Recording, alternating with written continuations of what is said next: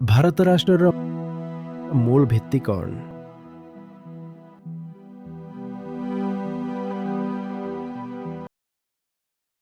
କାହା ବିଷୟରେ ବହୁତ କମ୍ ଜାଣିଥାଇ ତାକୁ ପ୍ରେମ କରିବା ସମ୍ଭବ ନୁହଁ। ଏକ ରାଷ୍ଟ୍ର ମୂଳତଃ ଏମିତି ଏକ ନିର୍ଦ୍ଦିଷ୍ଟ ମୂଲ୍ୟବୋଧ ଦ୍ୱାରା ଏକତ୍ରିତ ଜନସମୂହକୁ ବୁଝାଏ। ଜଣଙ୍କୁ ବାସ୍ତବରେ ଦେଶପ୍ରେମ ପାଇଁ ପ୍ରଥମେ ତ ସେ ଜାଣିବା ଜରୁରୀ ଯେ ସେ ମୂଲ୍ୟବୋଧ ଗୁଡ଼ିକ କ'ଣ, ଆଉ ସେସବୁ ପ୍ରେମ ଯୋଗ୍ୟ ହେବା ଉଚିତ। ଆହୁରି ମୂଳ କଥା, କିଛି ନିର୍ଦ୍ଦିଷ୍ଟ ମୂଲ୍ୟ ରହିଥିବା ଦରକାର, ନୁହେଁ? ସେହି ମୂଲ୍ୟବୋଧ କେବଳ କାଗଜରେ କିଛି ଆଦର୍ଶ ହୋଇ ନ ରହୁ। ତେବେ ଭାରତୀୟ ରାଷ୍ଟ୍ରର ମୂଳ ଭିତ୍ତି କ'ଣ?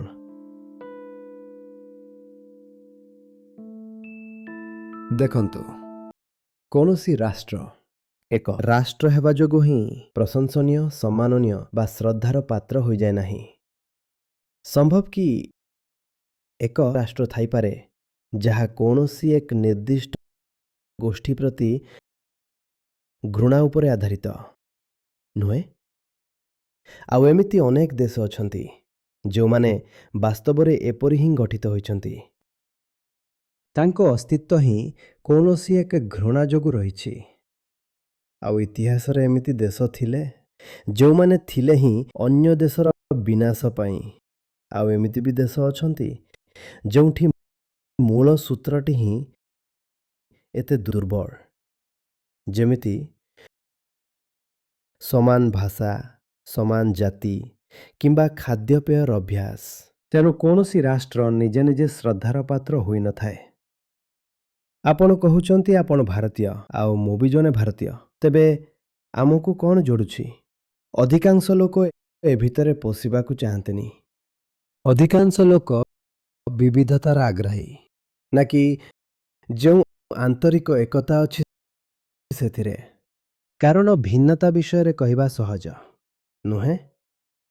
ଆମେ ସମସ୍ତେ ଅଲଗା ଅଲଗା, କିନ୍ତୁ ଏହା ଏକ ସାଧାରଣ ପ୍ରଶ୍ନ ନୁହେଁ କି?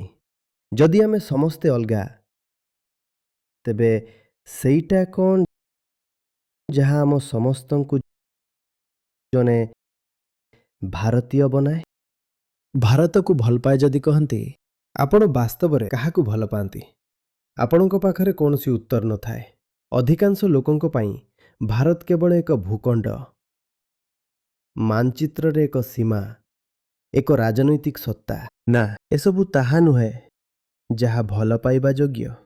କାହା ସହ ପ୍ରେମରେ ପଡ଼ିବା ପାଇଁ ପ୍ରଥମେ ତା ଭିତରେ ଏକ ପବିତ୍ରତା ଥିବା ଦରକାର, ନୁହେଁ? ଭାରତକୁ ବାସ୍ତବରେ ଭଲ ପାଇବା ପାଇଁ ଭାରତକୁ ଏକ ରାଜନୈତିକ ସତ୍ତାରୁ ଅଧିକ ହେବାକୁ ପଡ଼ିବ। ହେଲେ ଆପଣଙ୍କୁ ଭାରତର ସେ କେନ୍ଦ୍ରୀୟ ମୂଲ୍ୟବୋଧ ଜାଣିବାକୁ ହେବ। ସେଥିପାଇଁ ପ୍ରଥମେ ତ ମୂଲ୍ୟବୋଧ ଥିବା ଦରକାର, ଆଉ ଲୋକ ବି ଥିବା ଦରକାର ଯିଏ ତାହାର ପୂଜା କରନ୍ତି। ଭାରତ ରାଷ୍ଟ୍ର ରହିଛି ତାର ବୈଦାନ୍ତିକ ଭିତ୍ତି ଯୋଗୁଁ। ମୁଁ ବୁଝିପାରୁଛି ଯେ ଏହାକୁ ସ୍ୱୀକାର କରିବା ଅନେକଙ୍କ ପାଇଁ ବଡ଼ ବିପଦପୂର୍ଣ୍ଣ ହୋଇପାରେ, କିନ୍ତୁ ଭାରତୀୟ ରାଷ୍ଟ୍ରର ମୂଳରେ ଏହା ହିଁ ରହିଛି। ବେଦାନ୍ତରୁ ଉତ୍ଥିତ ମୂଲ୍ୟବୋଧ।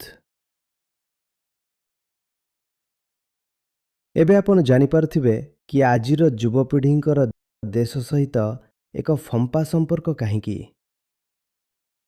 କାରଣ ସେମାନେ ଏହି ମୂଳ ମୂଲ୍ୟବୋଧ, ମୂଳ ବେଦାନ୍ତ ବିଷୟରେ ଅଜ୍ଞ। କେତେ ଭୟଙ୍କର କଥା!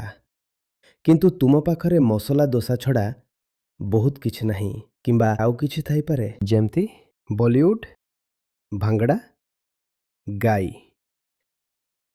ସେ ଗାଈ ଯିଏ ରାସ୍ତା ମଝିରେ ବସିଥାଏ, ହାତୀ ଉପରେ ବସିଥିବା ମାଙ୍କଡ଼, ରାସ୍ତା କଡ଼ରେ ପରିସ୍ରା କରିବା।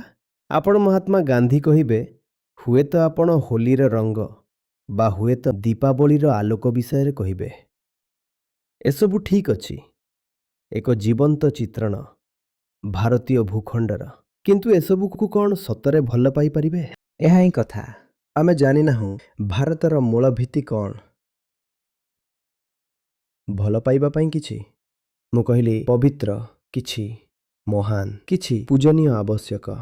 ଆଉ ଦୁଃଖର ବିଷୟ ଯେ ଯାହା ବାସ୍ତବରେ ପୂଜନୀୟ ତାହା ଭାରତରେ ଥାଇ ମଧ୍ୟ ଅଧିକାଂଶତଃ ଜାଣିଶୁଣି ଆମକୁ ବଞ୍ଚିତ ରଖାଯାଏ।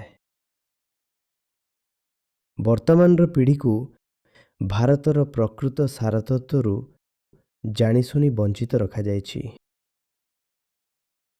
ସେଥିପାଇଁ ସେମାନଙ୍କ ମନରେ ଦେଶ ପ୍ରତି ବାସ୍ତବରେ କୌଣସି ଭାବ ନାହିଁ। ସେମାନେ କେବଳ ନାମକୁ ମାତ୍ର ଭାରତୀୟ, ପାସପୋର୍ଟ ଭାରତୀୟ, ଆଉ ସେମାନେ ନାମକୁ ମାତ୍ର ମଧ୍ୟ ଭାରତୀୟ ହେବାକୁ ଚାହୁଁନାହାନ୍ତି। କିନ୍ତୁ ଆମେ ଭାବୁ କି ଏଇଟା ଗୋଟେ ସାମୟିକ ଫ୍ୟାସନ। କିନ୍ତୁ ଏହା ଏକ ଫ୍ୟାସନ ନୁହେଁ, ଏହା ଆହୁରି ଗମ୍ଭୀର। ବ୍ୟକ୍ତି ନିଜ ପରିଚୟ ପାଇଁ ଲଜ୍ଜିତ। ସେ ଏକ ସମ୍ପୂର୍ଣ୍ଣ ଅଲଗା ଚରିତ୍ର ପିନ୍ଧିବାକୁ ଚାହୁଁଛି। ଏହା ସ୍ୱାଭାବିକ, କାରଣ ସେ ନିଜ ପରିଚୟ ଜାଣି ହିଁ ନାହିଁ। ଭାରତର ପରିଚୟ, ଭାରତ ରାଷ୍ଟ୍ରର ଭିତ୍ତି ମୂଳତଃ ଆଧ୍ୟାତ୍ମିକ ଅଟେ। ଭାରତୀୟଙ୍କୁ ଆଧ୍ୟାତ୍ମରୁ ଦୂରେଇ ଦିଅ, ସେମାନେ ନାମକୁ ମାତ୍ର ଭାରତୀୟ ରହିଯିବେ। ଭାରତ ରାଷ୍ଟ୍ରର ମୂଳଦୁଆ ବହୁତ ବ୍ୟାପକ ଅଟେ, ବହୁତ ବ୍ୟାପକ, ବହୁତ ପ୍ରଗତିଶୀଳ, ବହୁତ ସମୃଦ୍ଧିକର। ତେଣୁ ଭାରତରେ ରାଷ୍ଟ୍ରବାଦ ବ୍ୟାପକ ହେବା କଥା। କିନ୍ତୁ ସେଇ ଫମ୍ପା ରାଷ୍ଟ୍ରବାଦ ନୁହଁ। ସେ ରାଷ୍ଟ୍ରବାଦ ନୁହଁ ଯାହା ବିଶ୍ୱଯୁଦ୍ଧର କାରଣ ହେଲା। ସେ ରାଷ୍ଟ୍ରବାଦ ଯାହାର ଆଧାର ଭାରତୀୟ ମୂଲ୍ୟବୋଧ।